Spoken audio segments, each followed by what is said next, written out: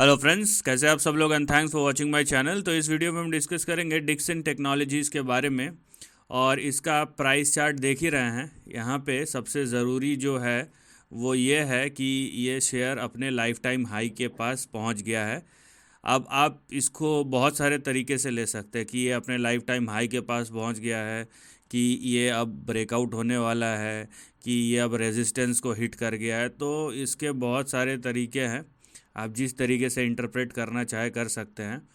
जो यहाँ पे एक चीज़ है जो सबसे ज़रूरी है वो है आपका प्रीवियस रेजिस्टेंस, जो 6300 या 6400 के आसपास है। और इसके ऊपर ही अगला नया या अगला बड़ा ट्रेंड जो शुरू होगा ये इस लेवल के ऊपर होगा। ठीक है, तो ये एक बात क्लियर हो गई। अब इसको अप डाउन जैसा लेना है लीजिए। फ़िलहाल जो एक्सेसिबल है आपके लिए वो 6300 6400 है। अगर उसके ऊपर सस्टेन करता है तो नया ट्रेंड आपका शुरू होगा, उससे पहले नहीं होगा। राइट। अब आगे क्या, आगे ये कि सबसे पहले सेफ्टी फर्स्ट।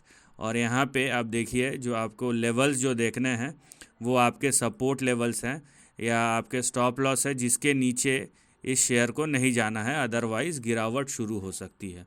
तो डिक्सन टेक्नोलॉजीज़ के लिए यहाँ पे जो ट्रेंड या जो रेंज है वो कुछ इस तरीके का है। आप देख लीजिए यहाँ पे। तो यहाँ पे ये आपके सपोर्ट लेवल है और इन पे ही आपको सबसे ज़्यादा ध्यान देना पड़ेगा। इसका मतलब क्या है कि ऊपर तो जब ब्रेकआउट होगा तब होगा, वो वाली बात है। लेकिन फ़िलहाल जो चीज़ आपको नहीं करना है वो ये है कि आपको 3800 के नीचे नहीं जाना है, क्योंकि ये आपका बड़ा सपोर्ट और स्टॉप लॉस दोनों है। और 3800 के नीचे आपका डाउन साइड शुरू हो जाएगा। ठीक है, तो ये चीज़ आपको नहीं करना है। राइट। और यहाँ पे आप देख लीजिए कि अगर ये 3800 के ऊपर सस्टेन करता है तो ऑब्वियस सी बात है 6300 6400 वहाँ तक जाएगा। लेकिन अगर ये 6400 का लेवल अगर क्रॉस कर देता है तो यहाँ पे देखिए आप कि आपका जो बड़ा स्विंग है, वो कहाँ तक जा सकता है या बन सकता है। और उस केस में आपका जो बड़ा स्विंग है आने वाले सालों के लिए, अगर 6400 क्रॉस कर दिया तो 19000 से 23000 का जो रेंज है वो वहाँ तक खुल सकता है। लेकिन इसके लिए टाइम लगेगा, ये इतनी जल्दी नहीं होने वाला है। और हो गया तो अच्छी बात है। लेकिन मैं फिर से बोलूँगा, यहाँ पे बहुत सारे सिनारियोज प्लेज आउट हो सकते हैं। राइट।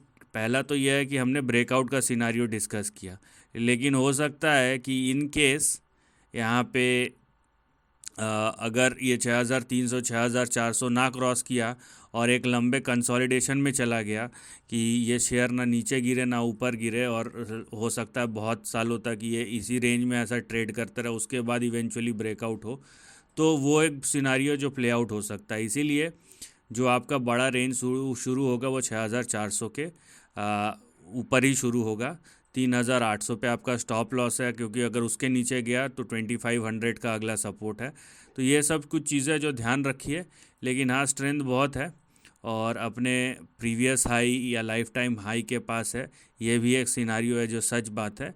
लेकिन जो मोमेंटम आएगा या जो नया ट्रेंड शुरू होगा वो ब्रेकआउट के बाद ही होगा। अब सवाल यह है कि क्या ब्रेकआउट अभी होगा या हो सकता है 2-3 साल और कंसोलिडेट करे, ये क्वेश्चन है। और इसको आप टाइम करने की बिल्कुल कोशिश मत कीजिएगा, नहीं तो क्या आप फंसोगे बुरे। तो यहाँ पे हो जाने दीजिए ब्रेकआउट, उसके बाद जो डिसीजन लेना है।